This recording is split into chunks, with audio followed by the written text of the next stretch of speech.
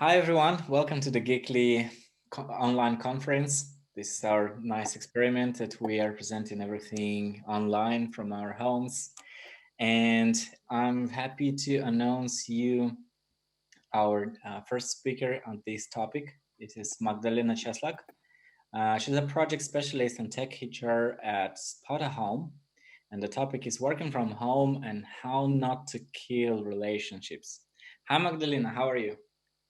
Hi, Vasil. I'm very good. How are you? I'm very good. How are you? Yeah, very well. I'm excited and really interested in hearing more information about this topic, which is quite important in the modern world. Perfect.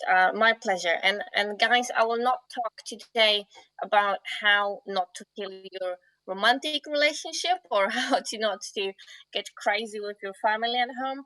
It's more about giving you some tips that can help you out in the future as well. So when we actually gonna get back to normal life with current situation, but in a tech space, working remotely, working from home is definitely a big thing. So we're gonna try to go through a couple of tips that can help in the future.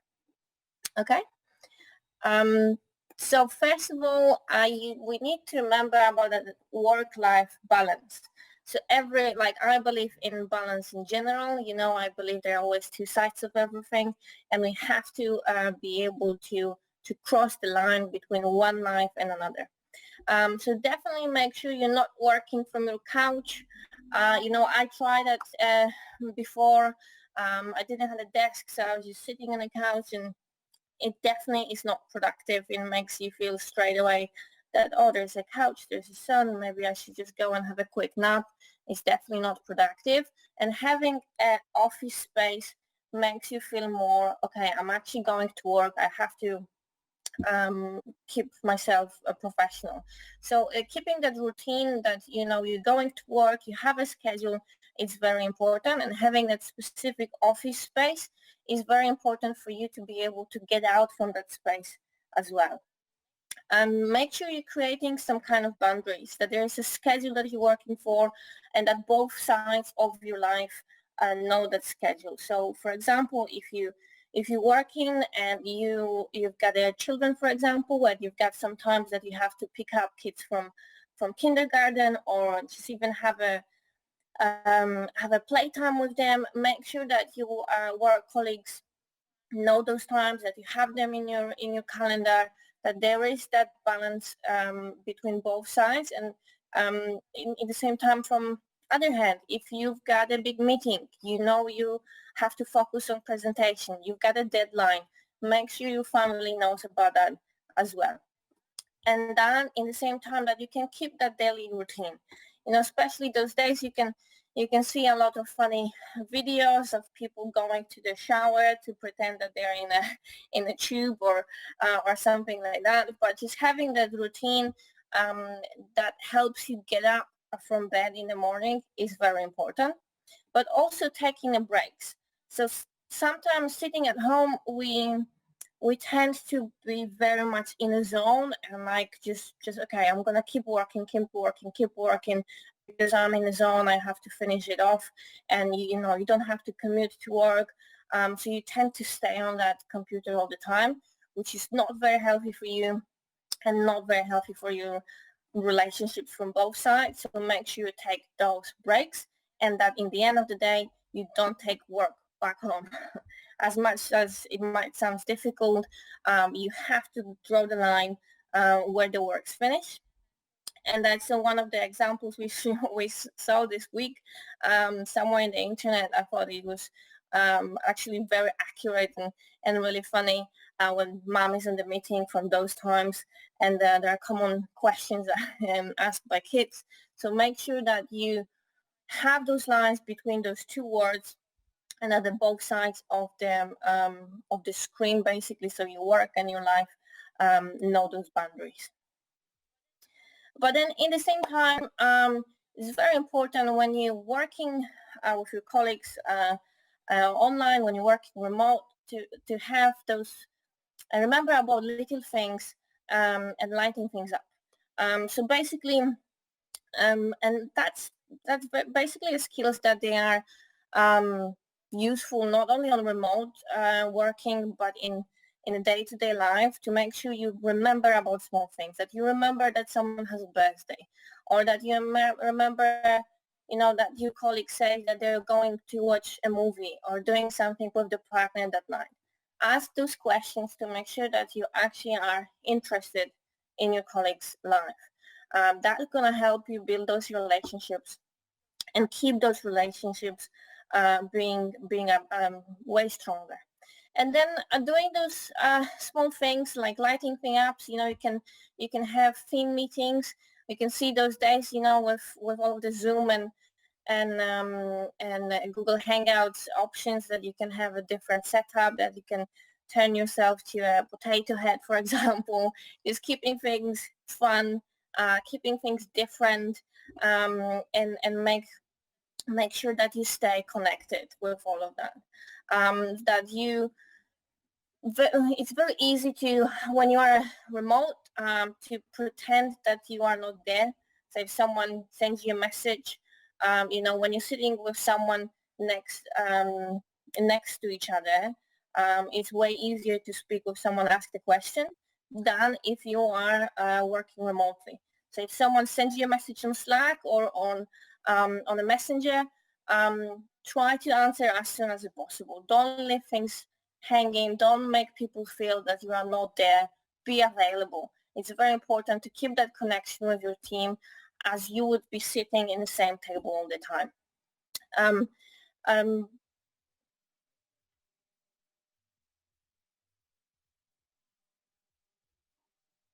Yeah.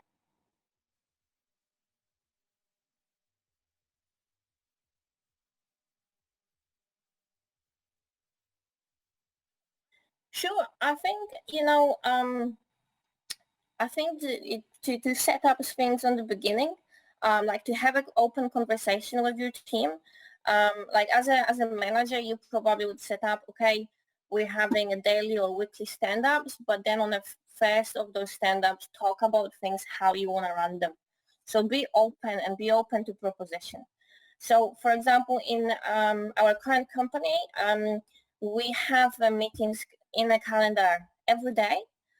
Even that our manager is not on them all the time, but we're just having a chat. We just, you know, meeting each other to have a good setup of a day to keep things light. So just leave stuff to your coworkers as well. So not like you cannot say to them straight away, oh, we're gonna change, we're gonna do this and this and this. You can give some ideas. You know, as a HR in Spotahome, we set up a remote warriors channel, for example, on Slack, to encourage people send, you know, pictures of their setup at home, and, you know, what they're cooking, for example. And now it turns to a massive channel when almost everyone in the company is in, that they sending workouts up there, you know, pictures of their kids, of their animals. So just give a hint and then leave the company to do it themselves.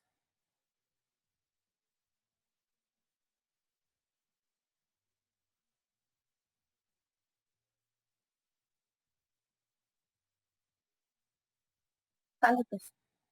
100%. Like, to give you an example, again, you know, at Spotahome, our talent team is based in both Madrid and in London. So 2 different locations. And I actually found out that the first 2 weeks of us working fully remote, I found the team way more connected than before. Because we had those meetings every day. We had remote drinks. We're actually talking to each other every day, seeing each other on the camera. So it was definitely, you actually can feel more connected working remotely than when you're sitting at the desk. So it's a funny paradox, but it can work. And yeah, again, just keeping things light, but in the same time, remember that, okay, if we working at home, we can spice things up. We can add things to the daily work, like lunch workouts, or challenging your colleagues to do a workout or to cook a lunch or to do something, fun in between of work as well. So just give some ideas, and then your coworkers definitely will not disappoint you. Oh, that's an example of potato head, for example. Yeah, that happened this week, and it was all over Twitter. I even saw a different type of meeting when everyone was a Harry Potter character as well. So just to add a little bit more fun to the routine as well. Because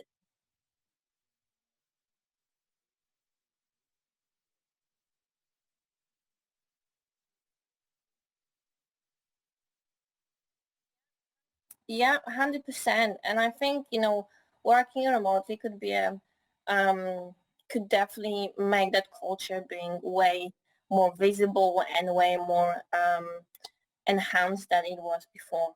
And that's actually going to be a good segue to that next slide, which is about remote meetings. Because, and I think one of the biggest point that I want to make over here is actually the last one, to remember that attention span is way shorter when you look into the camera than when you're sitting with each other in the same room. Because it just works like that. There's way more things that can distract you. There's way more things, on somewhere on the back of your head. So you have to remember to keep those meetings short and sweet, and to make sure you want to solve a specific problems, not to solve all of the problems at once. Because I realized that on our own example that, first week of working remotely, we had a lot of things to talk on, and then those meetings were longer and longer. But then actually after, second week, we now joined, and it's way more productive that way. But in the same time, small, things again, so do's and don'ts for the future as well. Remember to be focused, to approach remote meetings like face-to-face. So make sure you've got your camera on again, that you've got your setup and surroundings accordingly. And that's again another thing to push yourself to have that office space, and to dress up, and to make sure you are prepared for the meeting, that you are focused on your meeting, not on other apps, that if you are mute, if there's more people on the meeting and you are not participating or you're not saying anything, just mute yourself to not give more noise to the meeting. Something very simple and that can help you out on the meetings or interviews in the future is a simple old school notebook to take notes. It looks way more professional. It looks more that you're keeping attention to what's going on when you take notes with your pen than when you just typing in. It gives more impression that you are focused. If you are on your notes, on your emails, that sometimes could be seen as doing something else than actually you working on a meeting. So I think it's very, very important. And make sure that meeting is on, like you are on time on the meeting. So I tend to, if I'm getting a notification on my screen that the meeting is in 10 minutes, I tend to go to that meeting straight away and then mute myself and turn the camera off. But already be in that meeting, so then when meeting actually starts and everyone is in, then I can turn everything back on and people can see me and I'm there straight away, so I'm not late. And I think that's very important. And again, make sure you not overrun that meeting, that it's not too long. Keep it short and sweet and to the point. And with coming from the meeting, something that can help you out in the future, and something that is already now taking over the world of interviewing, is basically doing it remotely and online via different platforms. And again, you have to think about online meetings, online interviewing with the same focus and the same the same approach like you would do face-to-face.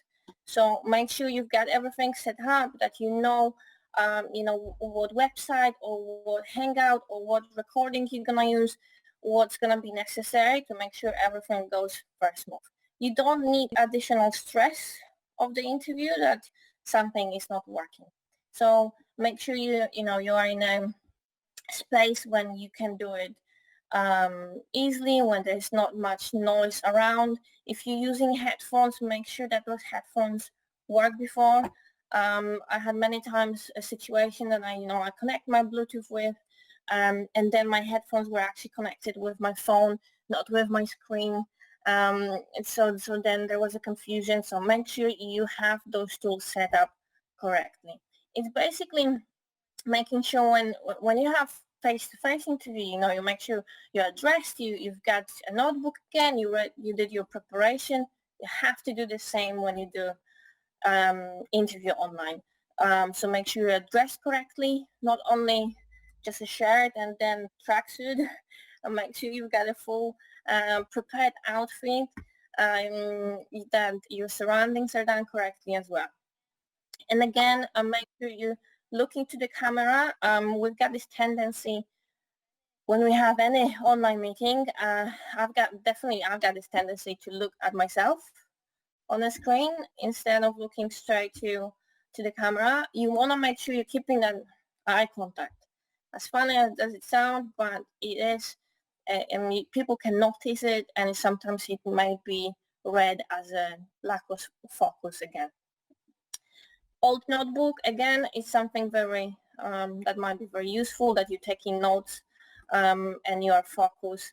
And don't be the first one that disconnect to the call. I think that might be quite a big one, to make sure that you finish the interview. You say, you've got everything done. You know when they're gonna follow up. You know what's going on after. But don't finish it too early, if that makes sense. You don't want to make an impression that you're running off. You want to show that you are confident, that you know what's going on, and then disconnect when everyone else disconnects as well, or when the first person disconnect, or if they told you to do it because maybe they have a meeting after. But yeah, that's technically pretty much it. Basically, working online and working remotely, it might be challenging. It might be a bit different, and might be something new, and something that you have to get used to it. But it definitely can be very helpful, and you can be very productive if you're gonna make a certain amendment to your life. So to evaluate all of that again, make sure you've got a specific space working remotely. Make sure you have a difference between work and life, that there is, two different spaces, that there are two different times for things to be done, and that you keeping the same level of focus that you would be doing on face-to-face. So you keep in touch with your mates, that you keep that culture going on, that you not do too many pointless things, that you're not speaking too much on the calls, that they are not too long, and that the things are done. But when they are done in the end of the day, then it's time for your life, and to relax a little bit. I hope that helps.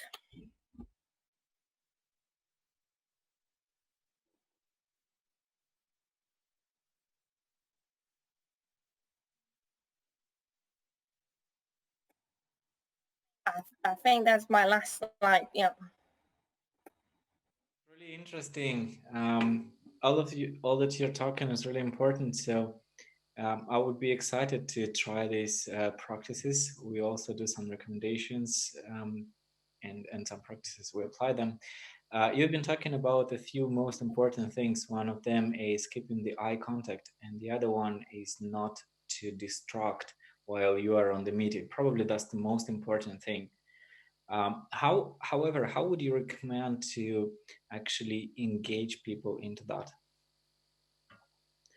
So, I mean, what if someone just doesn't follow those rules or doesn't know how to follow them? So how would you engage people into this game? I think the the most important is to start having a routine and start having approaching working remotely as you would work in the office, and to just you have to change your mindset. And what helped me was actually making a game plan for a day. So putting my notes step by step what I have to each day, and maybe even at the time, to make sure I've got a plan and I stick to that plan. And I think that's you can do it very simple. You can put a notification to your calendar, so then they pop up and you know what to do. There's so many apps those days that they can give you notification that you have to take a break, and stuff like that. So you just to finding the way that works for you, but to keep it healthy. In the end of the day, we can talk about working remotely for hours, and there's so many different things you have to remember and so on. So it's just squeezing everything in. But you have to remember that in the end of the day, life is not only about work. Of course, work makes us money and it's super important, but we have to make all that working for us. So keep your notes on, make sure you are focused, but then also make sure you getting out from. So one of my friends actually told me about the app that freezes your screen for like 5 minutes. That you cannot, that you have to take a like 5 minutes breaks in a 40 minutes or whatever. You can probably change that differently, but it stops you from doing anything on your browser. So that's pretty interesting. So there's so many apps that can help you out. Thank you, Magda. You actually highlighted a few probably most important things that can be applied by everyone. It's first of all making the habit, like creating the routine, even if it's very short and small and simple, it still can be created and scheduled, and it brings the habit. Second thing that it said is just minimize the redundant work. You're right. When people are in a single meeting room, it's much easier to keep like a lot of people.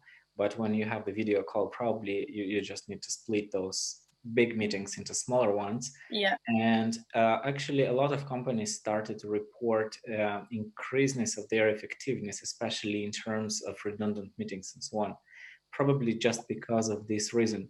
So yeah, you're right. We need to try this approach more and more and make it more targeted. Yeah, stay more focused. 100%. But the other things with meeting is to not have a day full of meetings. But I think that's that adaptable to face as well and to working in office. But in one day, literally when we started working remotely, one day I had a meeting every half an hour. And at 4 o'clock, I was dead. I was so drained from everything. So again, it's just to being able to connect with your team and make sure you're not doing pointless things. There's no pointless meetings. So that's why I think those daily stand-ups in the morning, maybe every second day, or depends on the team or how the team is busy on what they do. But have that in the morning. Make sure everyone knows what they do, and then you can have one-to-ones with team members when you need to. But in the end of the day, we are working professionals, so we are responsible for our work, and let's treat each other that way. Like you don't need to added micromanagement if you're not doing it before. Just trust your people and make sure it's all not too much. Thanks, Magda. Probably last thing that we could discuss. So dress accordingly and organize your space. Dress accordingly is probably one of the most important things. Like in late 70s, Daniel Kahneman had an interesting social investigation. They realized that he and his friends, the other professors, we were in the as doctors, so went to hospitals. They realized that all the nurses accepted their prescriptions, even the wrong ones. So now we know that the uniform, the dress that you have, and the outfit, it actually impacts even much more than we think about it. So How do you, like, as I understand, you recommend to everyone to dress according to some moment. So if you are going to work, dress your work outfit, then for the workout or for your dinner or for lunch break to change it. Does it work this way for you? I think it's what I meant over here is to make sure you're not well, first of all, in terms of interview, you're making sure you're not wearing your pajamas to interview. But then at the same time, you don't want to wear your pajamas for a meeting with a CEO as well. Mm-hmm. It gets a bit different when you're working with your team and you've got those daily stand-ups and so on. We can see people's, houses and places.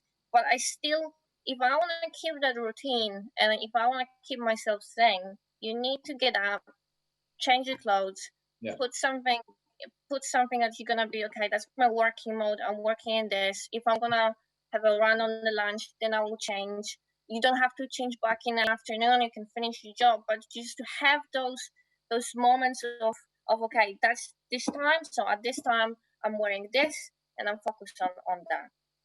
It's just small things that keeping you sane, and also they help with building that not only trust, but like a building. If I'm a manager and I'm working with 5 new, working with 5 new sales reps, for example, or new engineers, I don't want to show up in my dressing gown or with wet hair or something like that. You have to establish that relationship first, and then I can let them into my house a little bit more and more and more. But at the same time, don't be afraid to show them your dog or show them your kids, because that's going to help you open up to your team to make it more personal. But before that, we need to establish the relationship. Thank you, Magda. That was really very interesting.